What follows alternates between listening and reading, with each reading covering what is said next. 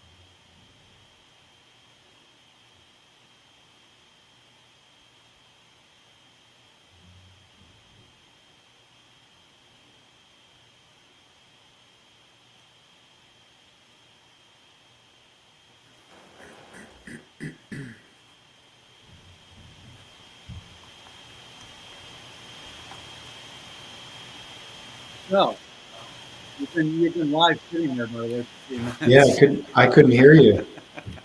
I We are live, by the way. Hey, everybody. Sorry for the technical difficulties, but that's when you go live. That's what happens. Eric, welcome to the podcast. Drink Up. Yeah, Sam, thanks for having me. Hopefully, I Yeah. didn't do anything embarrassing there, picking my nose or something. Did you? You didn't even talk. You didn't say, "Hey, like, hey, I'm Eric Martindale. I'm just sitting here waiting for Sam, who just disappeared on me." Was I frozen in the screen or what? You just weren't there. I couldn't hear anything. I couldn't see anything. my my computer my computer blew up. But welcome everybody. Before we get started, I had a couple call outs, if you don't mind, Eric, and then we can get Yeah, into go it. for it. I always call out Jay Williams with Freebird. Okay. Jay, if you're out there, I'm always calling you out again. I think this is week number 4. I'm out of product. I guess I need to go out in the wild and go buy some, so I'll go buy my own. But I love Freebird and love what you're doing. I saw your post of your coffee cup today, so I'll try to go get one of those or just make my own. If you're cool with it, just give me the intellectual rights to go do it on your IP. I guess that's what you say. So, also thanks Alicia Vargo from Bev Assets for your sponsorship and support, and then Adam Smith, who can't be here today. He apologizes, Eric and everyone, but he's out traveling in the great state of Arizona, I believe, but with Alias Advising. And let's get into it. So, Eric, why the heck would you want to come on to Drink Up podcast? We started with a rough start. 5 minutes in, I disappeared on you. I don't know. I'm here to talk with my good friend Sam Anderson. I don't need a reason beyond that. Well, I'd love to. Well, so a little history, everybody. So we actually, I don't know, it's about a year ago, I guess. It's been a while. But we had pancakes on a Sunday, virtually. And we Yeah, were talking about to that be this fair, I morning. didn't eat any pancakes, but I did make pancakes for my Yeah, kid. he made it very clear that he doesn't have pancakes. But I was actually going to make some pancakes and bring them on, but out of respect for you and your diet, I did not do that. So I'm having green tea, and we were talking about energy shots. So Yeah. having energy shots. So I'm obviously all fired up. But welcome. Love to get into a little bit about you, if you don't mind, kind of who, what, when, where, why. Like, who are you? What is it that you do? And then I'll have a lot of questions around that. I know what you do, but other people don't. I'm Yeah. actually going to put you. You're the founder of the Elite Commerce Group. Yep, that's it. And what does the Elite Commerce Group do?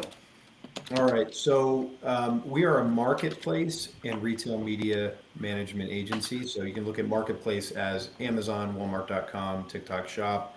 Retail media is essentially anything where you're using a digital platform to grow retail sales. So that could be Instacart, Costco Media, Whole Foods Media, Target Roundel, Walmart Connect, or whatever.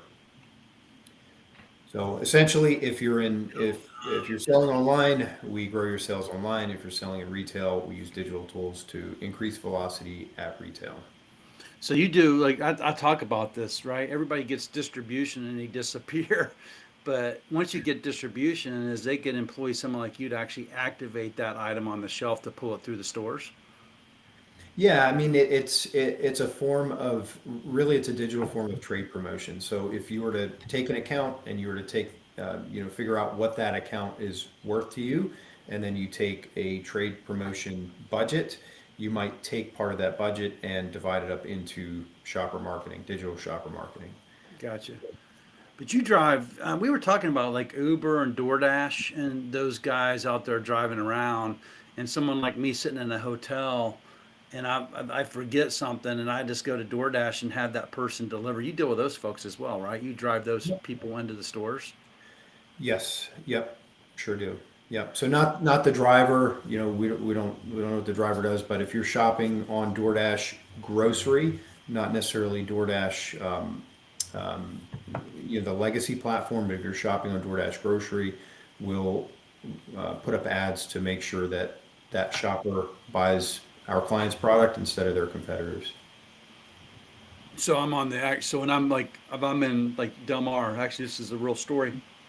I was sitting in my hotel room and I'm on a CPAP machine, and you don't want to put regular water in that CPAP machine, and you can't obviously fly with distilled water. Mhm. So I needed distilled water, and I didn't feel like going out and getting an Uber because I didn't have a car to go get to the Walgreens. So I actually called, I think it was Uber Eats, and Uber Eats actually went in and I did a search. So I'm assuming you get those items placed on the search. Yeah, you got it. You Got got it. it. So I'm a fast learner. And why would you want to get your items placed on these type of organizations like DoorDash and Uber Eats? What's the benefit of doing that?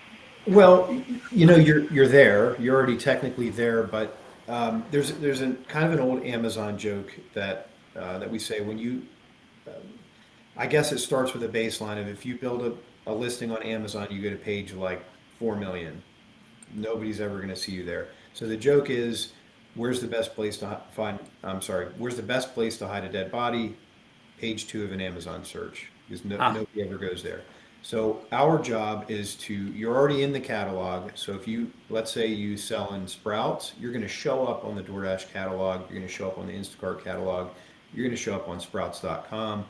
But we're actually going to use ads to make sure that you end up on the top row of search of those three products. ah. So So we're, there's thousands and thousands of items that just get lost in the you got it. scrolling. So it's like Just like I'm Amazon. always Yeah. scrolling, and I just like a whole bit. But I do more search. Like I'm very like I'm into watches. I think I told you that. Yeah. So I'll go to like Alley and stuff like that, and I get like cheap Chinese watches. To be Yeah. honest with you, I have a couple expensive ones, but I'm into like finding like the gems, right? Like it's what's Yeah. the movement, Mhm. a whole bit. But I do anyway. That'd be a podcast for me and you to talk about my watches. But I'm doing a search. So in this, when you do a search, you pop up in the search too. Mhm. How Yeah, do I you? mean, there's different levels of intent. So if you're shopping for something vintage like that, or you're collecting, You might go to multiple pages. You might put something into search 15 different ways, but most people when they're shopping on Instacart, for instance, they're filling a cart. So like, I'm going to throw this in, that in, that in, that in. So top row placement is really important. Second row placement, if nothing else. But most people aren't going to fill an entire shopping cart by going to page 17 of a search for every single item. So it becomes very important that you show up at the top of search. So the Elite Commerce Group. So you have these items. I think you deal with a couple of people that I know. I don't, they're not clients. A couple of friends. I'm not allowed to. I'm even allowed to say who you deal with, so I won't say it. But um, so like I have an NA product as an example. That's one of the products that you represent. And this particular item, she's in. I think she's in Publix. She's in Walmart. She's done really well in Wisconsin and Minnesota. So I'm thinking you know who I'm talking about. She's a killer, by the Yeah. way. I know exactly what Yeah. you're talking about. And she's been on the podcast, so I can say that much. But like, how do you So why does she need you? She's already in all those stores. I mean, I'll tell you the way we usually engage with a brand. So I think that would be the best way to answer your question. Brand comes in and says, "All right, we're in Target retail, and our velocity is hurting right now. So what can you do?" And then we'll break out the tools that are available and say, "Look, you can triangulate. There's actually three ways to drive digital traffic to Target, which happens to have a very high level of digital penetration. So those platforms are very expensive. I'm sorry, they're very important. They are also very expensive, but Target Roundel is getting more expensive. But Target Roundel is one. You can assign a budget to Target Roundel and drive traffic through Target.com and the Target app. Then you can assign budget at Instacart. There's a couple of different considerations, but now DoorDash, you can actually, this is something recent as of this summer, you can isolate Target through DoorDash, through display. Yeah. So that's generally what we do. And then again, we run ads on those platforms. So we'll work with the founder to come up with budget. We'll estimate the number of turns that we think we can get per platform, and then we manage those ads for them. So conversion, velocity, and reorders. So talk to me about Yeah. those three things. What you do for the brand, and this just stay focused on the particular brand I was talking about. Like when she came on to your platform, like what was the conversion? Like did it go up dramatically? Did the reorders go dramatically up the whole bit? Because I'm sure she takes that information and goes back and talks to the clients about her wins because you're driving velocity, right? I mean that's your tag. I think you talk about it. You talk about velocity. Yeah, I mean that's the whole purpose. These things really are not sales channels. Amazon is a sales channel. TikTok Shop is a sales channel. Right. Walmart.com is a sales channel.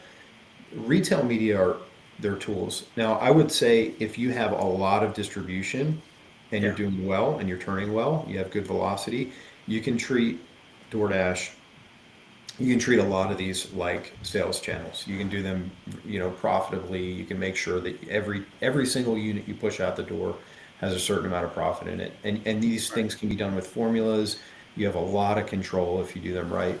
But most challenger brands need to turn a number of SKUs per door per week to stay on the shelf, and that's most of what we do is we're making sure that we do at least a little bit of that. We carry a little bit of the water there. So a brand might come in and say, I need 4 turns per SKU per door per week, and I'm at 3.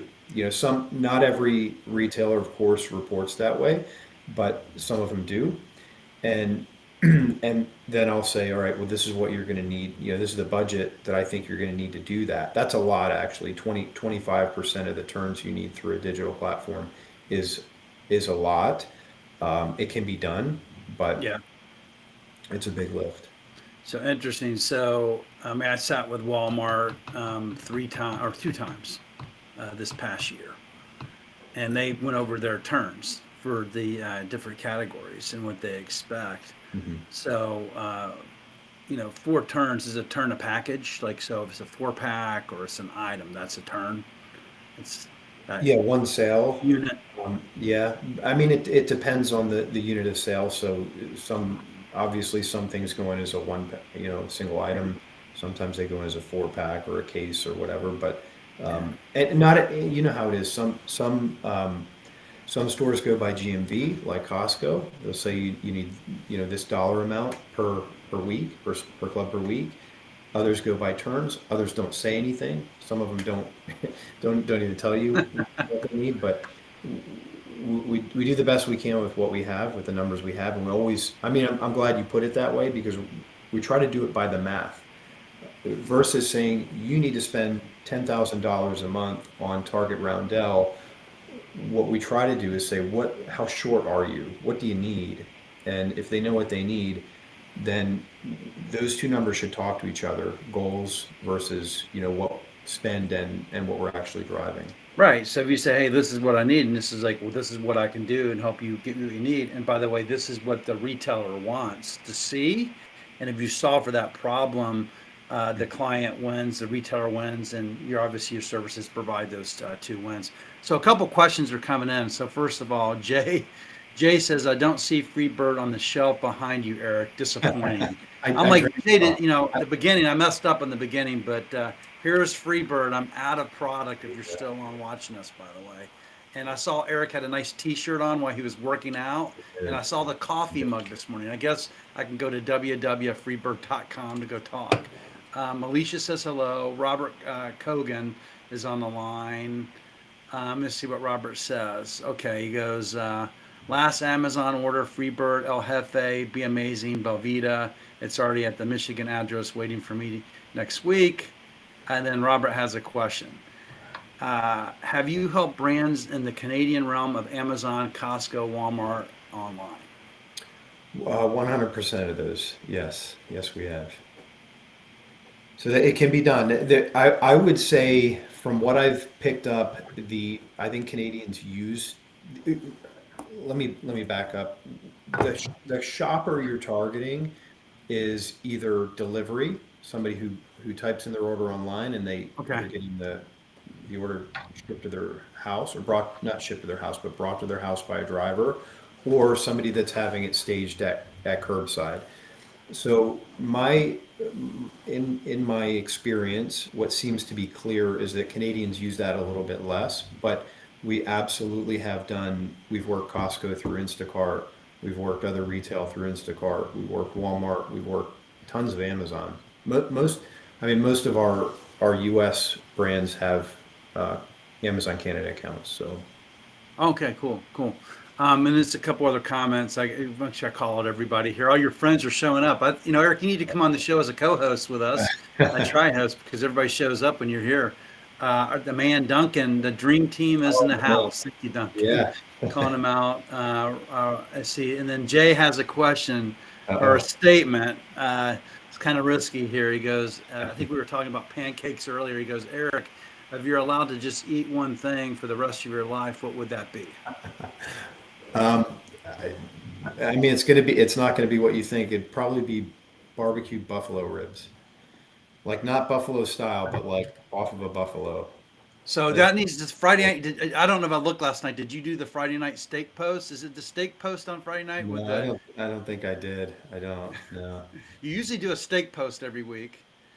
Yeah, somewhere in there. Somewhere in there. I like to, spice it up. We'll throw whenever the steak's on it. It comes right out to LinkedIn. It So, does. It does, man. I think that you get a lot of impressions from your steak posts. I think you've convinced all your friends out there. Duncan now does food posts now too, so he follows your lead. I think we're driving up the cost of steak nationwide, Oh, maybe globally. Yeah. for that, we should have started out with steaks, but I'll stick with pancakes here, if you don't mind. So let's talk about. We were talking about this earlier about founders and about brands and services, and I'm really curious on your journey. So how long have you been doing this? And I saw a pretty authentic post that you did. Like, I think you lost it all, and then you had to reinvent yourself. You had to let go of people. the whole bit. Like you had to reposition yourself a few years ago. Well, yeah, so we didn't really lose it all. Like there was no, it wasn't like a bankruptcy or anything, but I had this massive account. And I guess back to your first question, how long have I been doing this? I started this while I was still active duty in the Marine Corps. So I had the regular Marine Corps experience, but my last 3 years I spent at the University of Pennsylvania. So it was very busy, but I wasn't deploying for the first time in, the last 15 years. So I Yeah. started a business. It was an import business. From that time, that I went right onto Amazon super early on just to move some volume. And then Amazon was an evolution from there. So 2012 was the first time I sold on Amazon, and then So you were developed. an importer selling on Amazon. Yeah, I started importing, and then I needed to move a certain amount of volume I couldn't move, and turned to Amazon, and just like that, I was like, this is my jam. This is, at the time there weren't as many tools, so there's a lot of things you had to figure out. Advertising was brand new on Amazon. I think that came out in maybe 2011, so it was a brand new thing, and I was like, this is it. Right now, you can go on and there's thousands and thousands of YouTube videos. There wasn't a ton back then. I remember I found a book by Chris Green. Read that book, and I was like, I'm gonna figure this out. And then since that time, it's just been there's been so you talk about pivots. It's business is a series of pivots. There have been so many twists and turns, and I think the second part of your question, not to ramble on, but No, no, keep on going. This is good. yeah, and we were doing a couple of different things in by 2022, including agency management. So wait, Um, so you had to pivot in what, in 20 or 22 you pivoted? oh, End of 2022.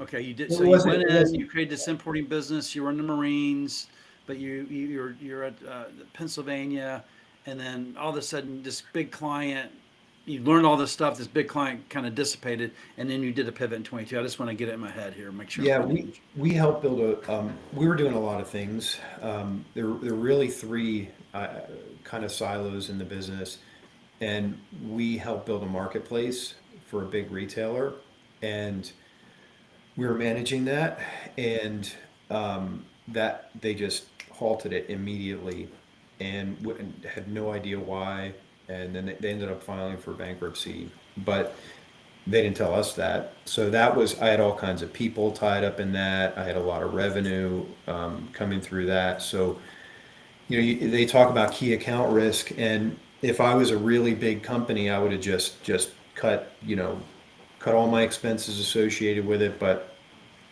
I had a lot of payroll wrapped up in it, and I did not let people go easily. So we basically, I had to let some go. Money just poured out of the business. It was crazy. It went from like the best year, uh, you know, so far, to just money just pouring out of the business. you. Yeah. So that pivot you're talking about, there were probably lots of pivots, but it wasn't so much like we just stopped doing one thing and started doing another, but we lost one of the most important verticals in the business, and had to really really drive hard into agency. So blew agency up in like 3 months. I mean, it was crazy. I was contemplating bankruptcy Yeah. at the time. um, didn't end up having to do that. Did have to let some people go, but we took the agency activity we had and just blew it up. I mean, it was kind of a Hail Mary. I call it the pivot of the century, but we did it, and here we are, stronger than ever. That's awesome. I mean, it's funny. I've been an entrepreneur for 3 years. My partner's been one for 20, and I feel like we are pivoting constantly. Not like we have a clear destination where we're going. We have a clear mission on what we have to do, and roadmap in order to get there. We know our what's and hows and whys. We're very clear on that. But the reality is, and being that you're a Marine, and I'm not sure what type of Marine you were. Were you infantry? I don't know what you call it. And were you like a war Marine? Were you a back office Marine? I don't know. There's different types of Marine. There's probably only one Marine. Sorry, but my So, point is there's strategy yeah. involved, and I think the strategy is to pivot. I think you have to pivot constantly, don't you? I mean, it's you're evolving, right? I mean, Yeah, and I think both of us work with, physical products brands, yeah, particularly CPG. Look at the pivoting they do. It's constant. It's pivoting in the way they finance the business, the way they capitalize the business, the way they sell, the retailers they're in, the way they source. I think that's why I kind of say and take pivot sort of tongue in cheek because you just yeah, evolve. yeah. It's just business. So within your business, so what has been your greatest success that you want to share with everybody, and your failure? Oh boy, gosh. So probably our biggest success is we're almost entirely inbound. We don't sell hardly at all. We have a newsletter and LinkedIn and referrals, and that's it. So we're growing faster than I can stand it. So I think that is probably our biggest success is figuring out inbounds, figuring out how to get business coming to us. Yeah, Biggest because there's probably failure. missed opportunities with those inbounds, right? You're so busy that there might be the golden ticket or something in there that the a golden nugget, a gem that's just sitting there, you just didn't see it. I'm assuming. You mean by not doing any outbound? Or no, by not, like, maybe there's inbounds that if you can't get, do you get to all your inbounds? Do you talk to every single one of them? Yeah, Oh, yeah, but okay. I will say I've definitely dropped I've definitely dropped some. We've definitely dropped some where we just probably couldn't get to people, but I take every call. If it's worst case, let me put it this way: probably 60% of the people we talk to, I kind of turn away in a way, not like you're not big enough, but more like I don't think this is going to be a win for you. I don't think what you want is going to be a win. So I don't look at that as a miss or a loss. I think if somebody's coming in and they're whatever their situation is some kind of way where I think this is you're not going to you don't have the capital that you need for Amazon in your space right now, come back when it looks like this. Or sometimes what I like to do is I think you can do this yourself, and I think it's a bigger win if you start yourself for the next year. Yeah. So if we were a little bit more deliberate or wanted to, we could sort of have like a you know s- in services they call it downselling, but I think I'd rather just make sure everybody that came in, it was just a clear win. Like I don't want the 6 month turnover. I'm looking for the same thing. I think the brand is somebody we can work with for years or forever, and Yeah. and both be happy. What are your agreements? Are they like a year long, month by month? Is it, how does that work, or it just depends on the client? And you Yeah, don't have to well, answer, by the way. no, we're month to month. We Yeah, I haven't locked anybody into an agreement yeah. for a certain amount of time ever. So if we're not doing what a brand needs done, they're free to go. Oh, that's interesting. And our That's actually retention, really good. Good for you for retention. doing that. So we talked about your success, the inbounds. What's been your failure? I don't know, Sam. There's so many. I don't even know. First thing I thought when you asked that is, oh my God, what a long list I got to go through. Um, Business failure first, and we can go to personal failures. I don't know. oh God, there's both. There's so many of both. They say to hire slow and fire fast. I have not fired fast. And so at the same time, I'm unwilling to give a brand like a bad experience. So I end up picking up the slack for people for way too long. That's been a failure. I think there's, and I've gotten better at it. I get better all the time. I happen to be like a compassionate person. Yeah, Um, we have done, I've learned this the hard way, but we've stayed on with brands that weren't paying for way too long, thinking, again, trying to be compassionate and thinking, well, it is such a hard game. That's what I think for brands growing a business, it is such a hard game. Like you can be well capitalized today, and 6 months, it's a different picture. So I've gotten to the point where, I have so many brands in the portfolio that aren't paying that I'm like moving money around to make payroll. So I think that's the problem with that is not that I feel bad about doing that with the brand, but I think that there are brands that are gutting it out to pay you every month, and they need to be prioritized. They need to be taken care of. I totally relate with everything you just said. Is my greatest failure is not knowing when to let go. Yeah, that's it. And my partner talks to me about this, Alicia Colorado. She's like, Sam, the universe is going to put you exactly where you need to be. And he goes, I'm enjoying sitting back and watching you go through this situation, going through this. He's just like rooting me on. And I'm like hanging on to this thing, right? For maybe this client or whatever. And she's like, she knew 6 months ago I should have let go of the client, but I hang on and the whole bit. So that, so I appreciate that. So the next question is what is the difference between success and failure? I think it's giving up. So if let's say, what's the difference between success and failure? Um, if you ask me that right now and you ask me what my biggest failures are, I can enumerate 50 of them. In fact, I just want to keep, when you ask me that, I just want to keep throwing them at you. There's Yeah. just so many. But you're asking me at a point in time. So what does that look like in my series of my personal series of micro pivots or my evolution a year or 5 years or 10 years from now? And hopefully, I'm at the point where I can identify my failures, business or personal, and I'm working through them, getting better and better and better. So the alternative is I can give up, or I can refuse to change, or refuse to improve, or refuse to own up to things, and that then it becomes a failure. Is not ever gonna It's not ever gonna become a success. But I think every one of us can say anything that you can take as a success. It came behind a series of failures and adjustments and improvements. So it's made you a better business person, a better man, a better human, going through those trials and tribulations, I'm assuming. And those failures actually make you ultimately reach your success. Is that what you're saying? I mean, I think failures become success, right? So, Yeah. like, for instance, in 2022, I definitely had a lot of people who were like, shut this thing down.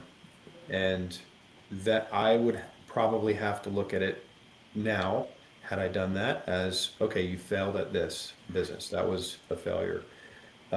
And that was a really hard time. A lot of sleepless nights, sitting on the edge of my bed, being like, I have to let this person go, or to the point of saying, I don't know if I know we can't make it like this. I can't make it with more money flooding out of the business every month than it's coming in. And it would have probably been easier at the time to just be like, shut it down, start over. Yeah. But I would have to look at that as a failure now, and that's okay. There's lots of ways to start again, but kind of gutted it out, and I feel like I know we're in a better place now than we ever have been. This will be our best year ever. So, that I think those times where right now I can say this is a failure. I had too much key account risk. Yeah. Um, I was using that, even removing that key account exposed some things that were unhealthy in the business.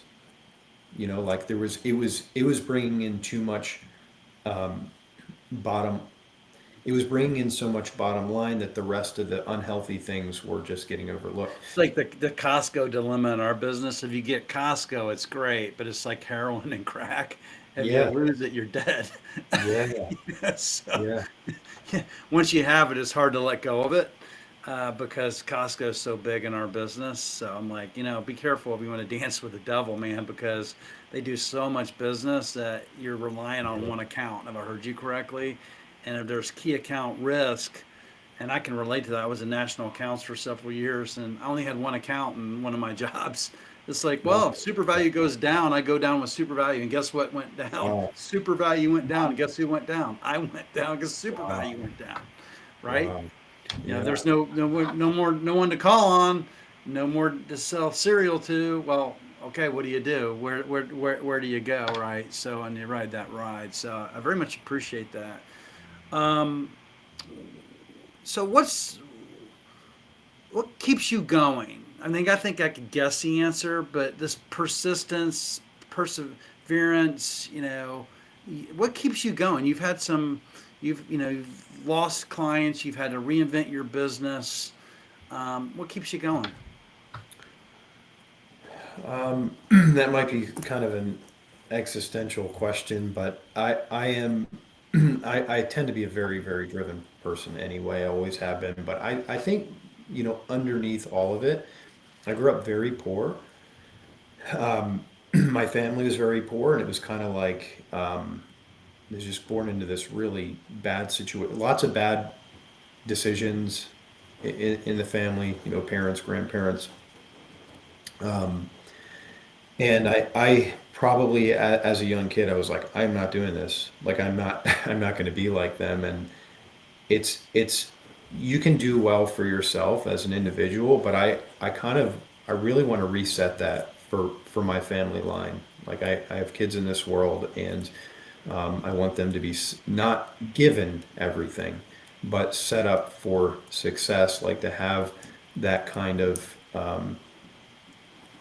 that kind of really backstop that I never had. As a kid, I didn't have. We're trying to put food on the table. So when it came time for college, there was no help for anything like that. Um, I wanted to be different for my kids. So I don't want to just do well for myself. I want to reset that whole family balance, and that means my mom who's still living, and that means my siblings and people like that. So I'm a builder, I think, by my DNA, or I would say because of that past. I think I'll just always be that way. But that's probably the engine underneath all of it. Yeah, so you want to, it's funny. I relate to that because I ask myself what keeps me going, and it's my family. And Yeah. looking at my grandkids, my son, my two daughters, my wife, my dogs, I want to give them a better life than I had. And then I think the other thing is, when I look back on my family history and I look at some of the folks in my background, there was a lot of people that were entrepreneurs, and I Mm, never was. I always tell people this story. I didn't become an entrepreneur because I wanted to. I became an entrepreneur because I had to. yeah. It's a very clear distinction here. I never advocate to become an entrepreneur. Now, if I could tell my younger self this, I would have done it a long time ago. But it is scary, it is hard, and the whole bit. But the reason I did it is because I'd put food on the table. And just to answer back, what keeps me going is I want my son and daughters to see that, because in life it's a roller coaster, man. You have Hmm. good days, you have bad days, and you just got to pick yourself up and you got to keep on going. And I know it's easier said than done for a lot of people, and there's a lot of people hurting out there, and but you know what? You just got to open up the door, walk through it, and keep going. And that's why I answered the question. So I very much appreciate that, Eric. Um, I want to step back a little bit and talk about how we met. So I met this guy named Brad Champion. Oh, Brad, yeah, Or yeah. you introduced me to Brad Champion. I don't know how we met. You know what? I think you introduced me to Brad. I think that's the reverse of that.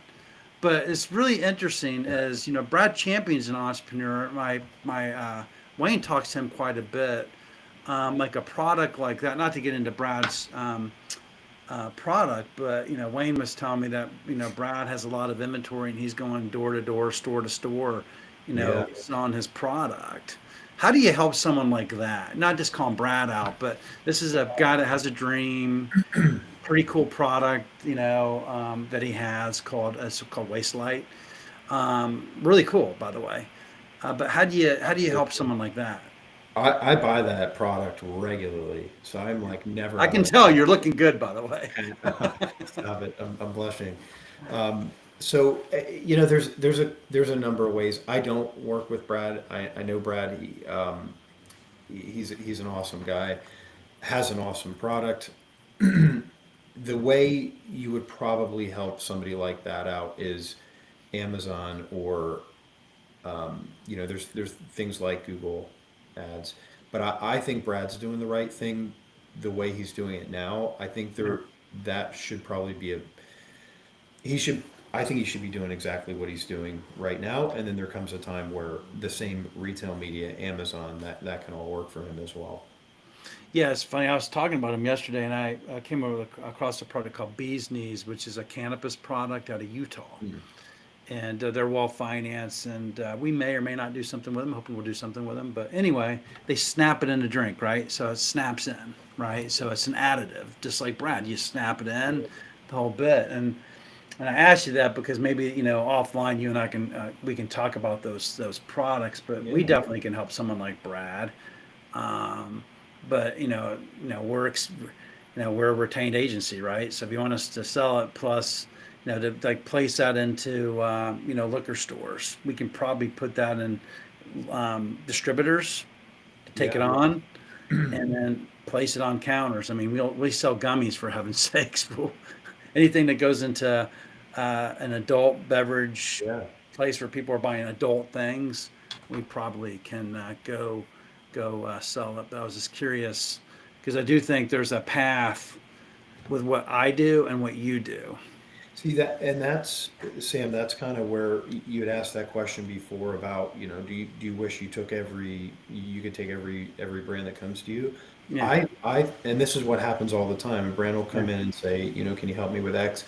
I think Wastelight belongs with you yeah, for you know what I mean? Like that's the yeah, type of building that brand needs, probably not Amazon right now. I think Amazon's a distraction. yeah, I think that needs to be in every liquor store in the country. yeah. Based on his message, I probably should call.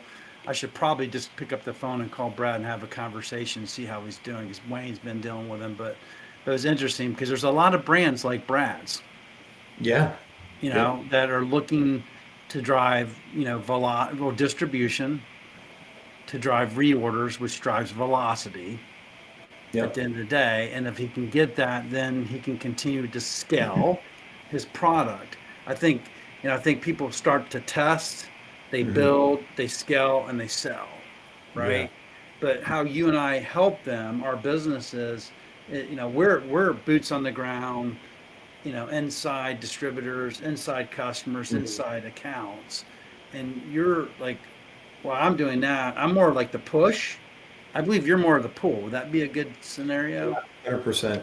Yep. They're just trying to get, and there's, to be fair, there's lots of ways to drive velocity. There's lots of in-store stuff.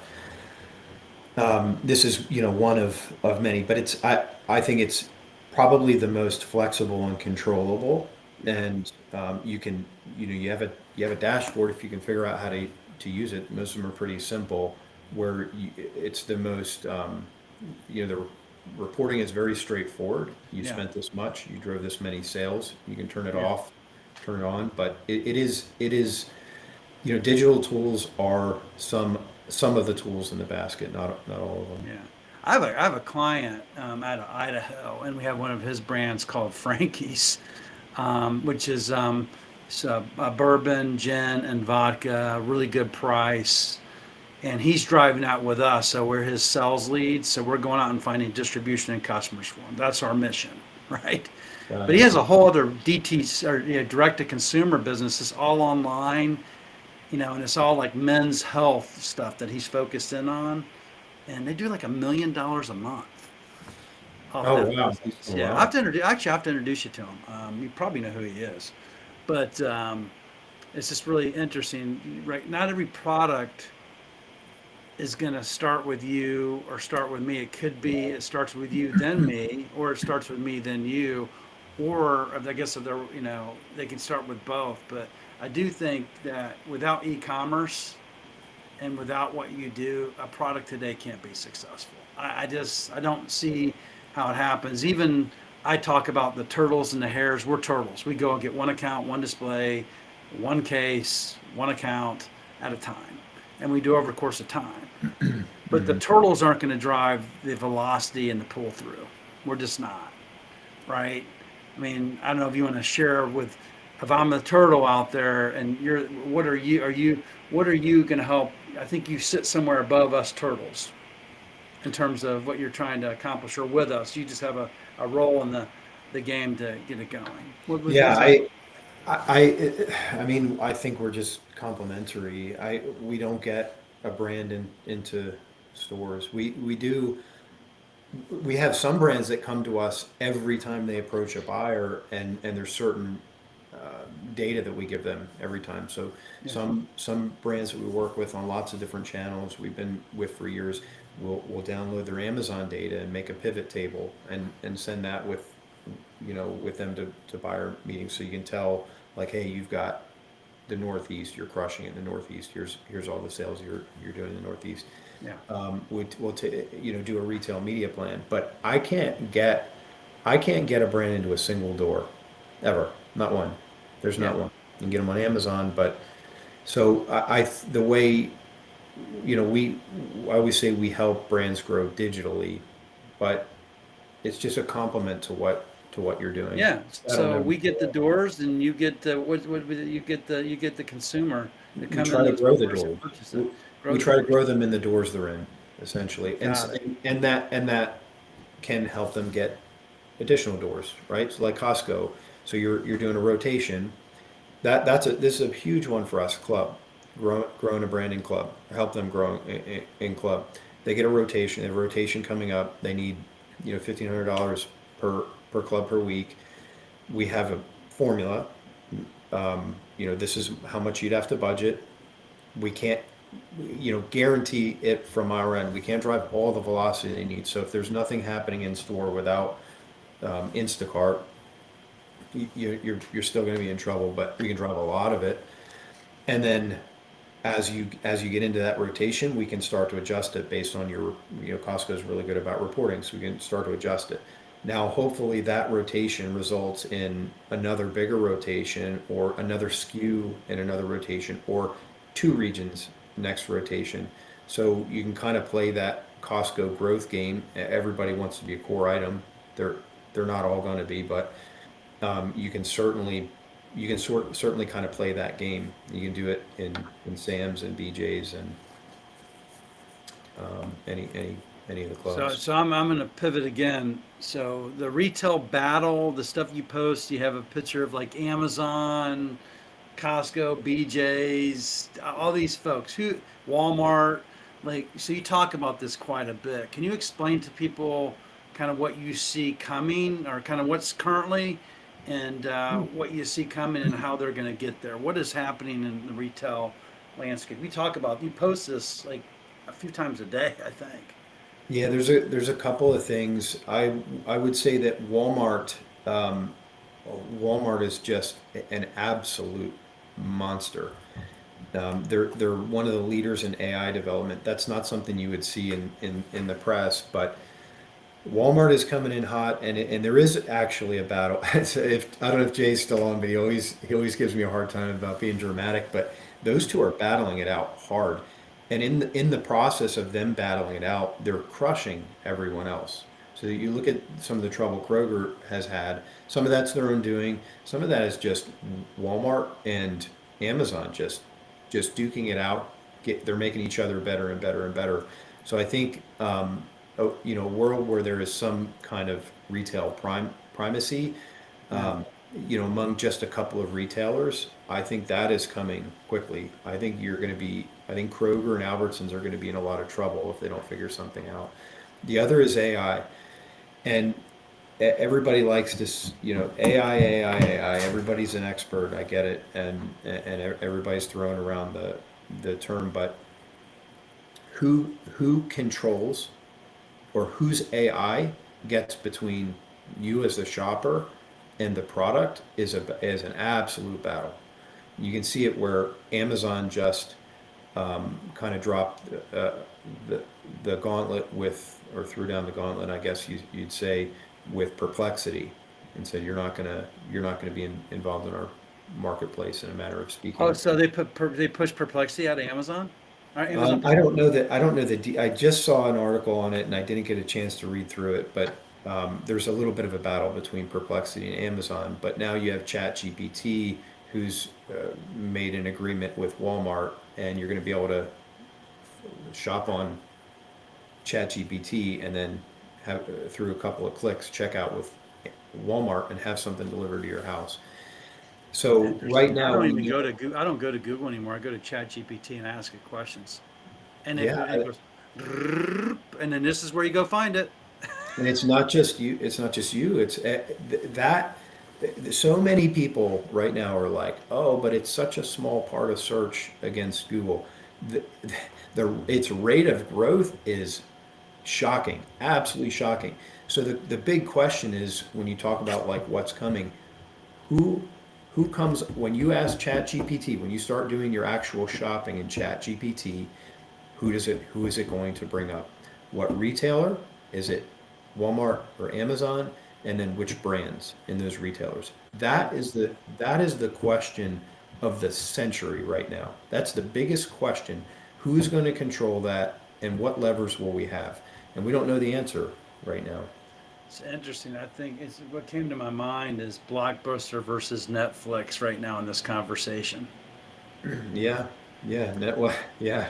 Well, but I'm saying is Google's always done what Google does, right? And Yahoo, think about Yahoo versus Google. Now it's Google versus AI.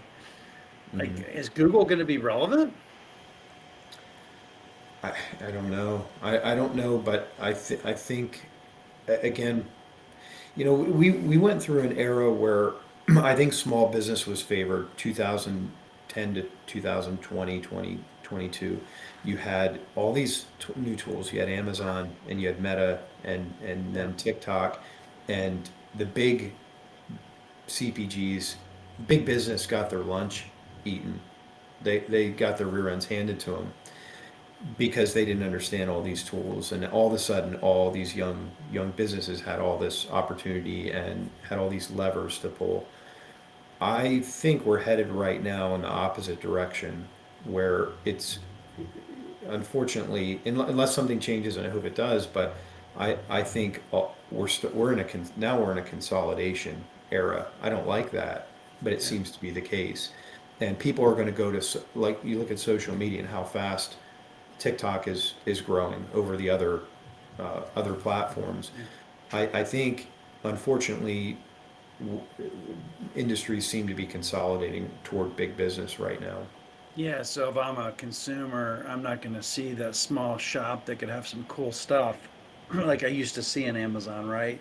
The big guy's going to pop up. They're going to be like you said, you move them up in the search engines, right? So the people that have the money to promote are going to move up the line and how they promote. And even in chat, which is crazy, I was challenging chat the other day, having a conversation with it, and I called BS on him or Mhm. it or whatever it is.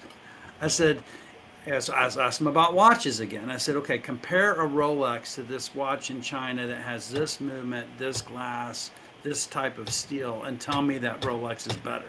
And it still kept on saying Rolex is better. And I said, Yeah. what you're saying is Rolex is better because of the name, not because of what it is, because side by side, it has everything the Rolex has. Now the movement, Rolex makes some really damn good movements. I got a Mhm. Submariner, it's pretty darn good, right?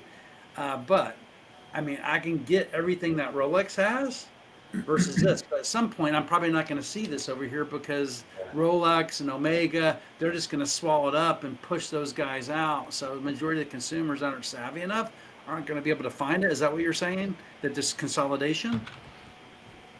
Yeah, pretty much. I mean, there are no tools that are, big business isn't left out of anything anymore. They were left out of, it was kind of like when Instagram came out, big business said, "Oh, that's just a bunch of millennials. They don't have any money." Yeah. Millennials were teenagers at the time, and they were like, "They don't have any money."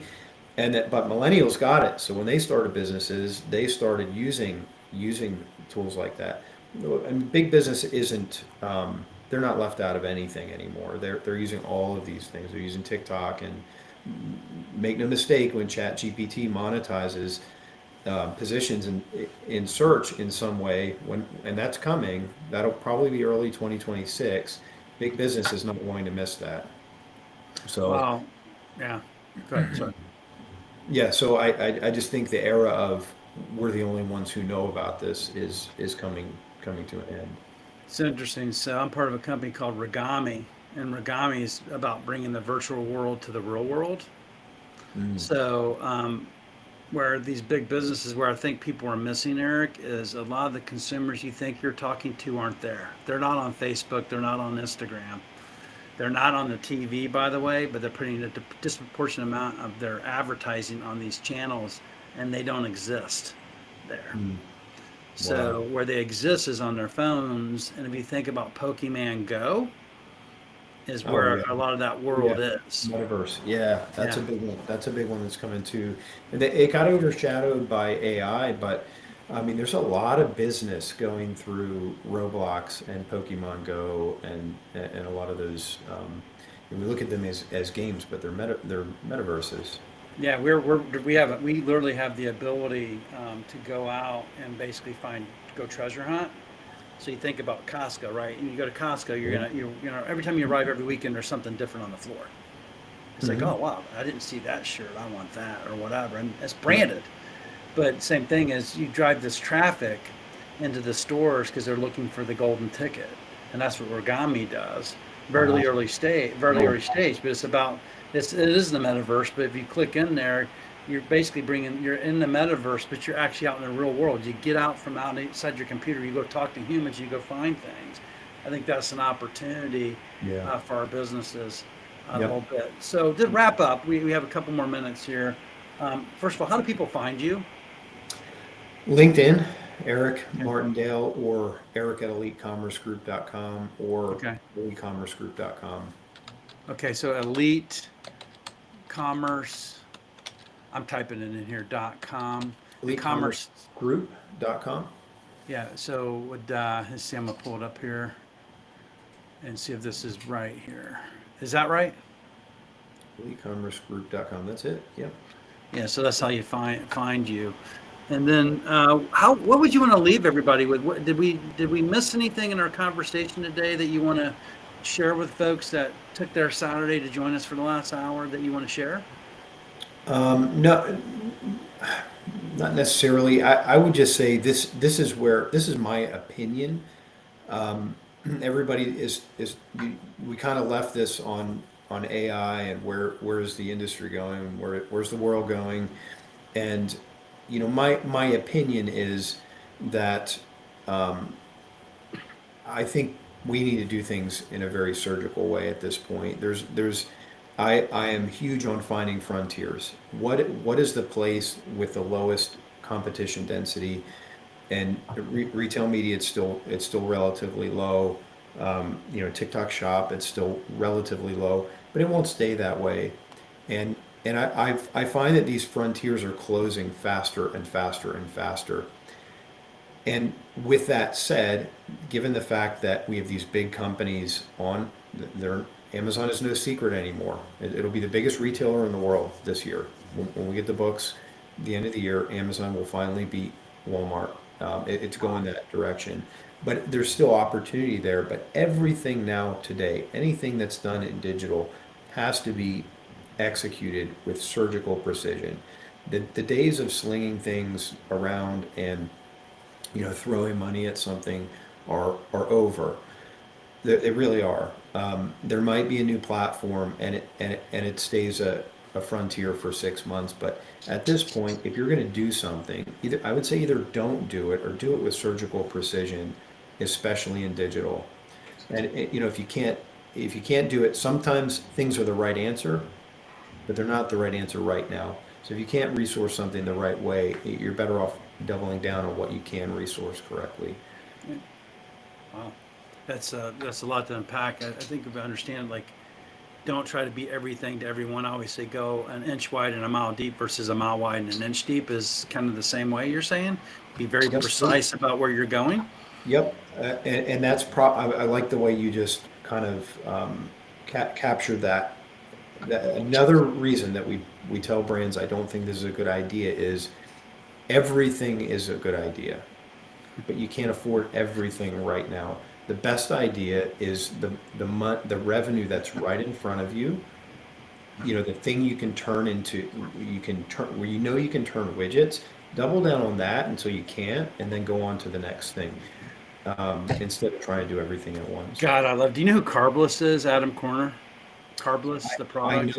I know the product, but I don't know him. Yeah. So I got the pleasure. I've talked to him for several years, but we finally met live at MBWA this October. And his business model is just that he focused on one community, Okay. won that community, went to the next one, won that community, went to the next one, won that community. Then he got the city. Then he got city by city, community by community. Then he got the state. And he did it one at a time. And he focused on what he had, not what he didn't have. And he sat in front of one of my clients and he actually asked the guy why he was at MBWA. Yeah. He said, "Why are you even here?" He goes, you haven't even begun to win New Jersey." Yeah. Isn't that funny? IQ bar. I mean, look at what they did on Amazon before moving into retail in a meaningful way. Do something, do it with surgical precision, own it, dominate it, and look, there is some key account risk there in Yeah. the beginning, but that's the sort of thing you do in the beginning. You assume that risk in the beginning so that later on you don't have to. Then you own something, you do it right, take it as far as you can at the time, and then when the time is right, go on to the next thing. Versus saying, I need to be on TikTok Shop and retail and Amazon and Walmart.com, all at the same time. Yeah, I love that's a great way to conclude the messaging to everybody. I've had clients like, your rep needs to do 100 pods of 100 points of distribution, 100 cases in Tampa a month. I'm like, I think that should be the goal for the year. Yeah. I'm like, yeah, if you're everywhere, you're nowhere. I think you said that. If you're everywhere, you're nowhere, because if you can't support what you have, why are you there? And a brand called Sukasa Mikasa, I don't represent him, but he said something to me. He goes, "We want to be in places that support us. If they support us, we'll support them. If they put us on the menu, they give us a drink feature, then we'll support that. But if they're just taking a bottle in for a favor, I don't want to be there." Yeah. No, agreed. 100%. Yes, and I think it just comes down to what you do. This has been great. Please remain on the line, Eric, because we have to make sure we do the download. Everybody, thanks for joining. If I've missed anybody, I think Jeff Lavowski was here. Looks like the crew, Jay Williams, Robert Kogan, Duncan. A lot of stuff going back and forth in the chat. They were picking on you about steak and so Figures. I know one thing you have to commit to me on, though. I'll just get it on the air here. Is when I come to Philly and I do need to make a trip, is we're gonna have to go get a Philly cheesesteak sandwich. Oh yeah. With a cheese. Was it called Cheese Whiz? With whiz, yeah. Yes. With his onions, whiz his cheese. Yeah, you gotta Okay. say it right or they yell at you. Oh, I got you. We'll come in. I'll stand back and say, "Hey, my man's ordering it here." You'll tell me how to get it set up. But thanks, Eric, for joining us today. See you guys. Appreciate it. Thanks, Bye. Sam.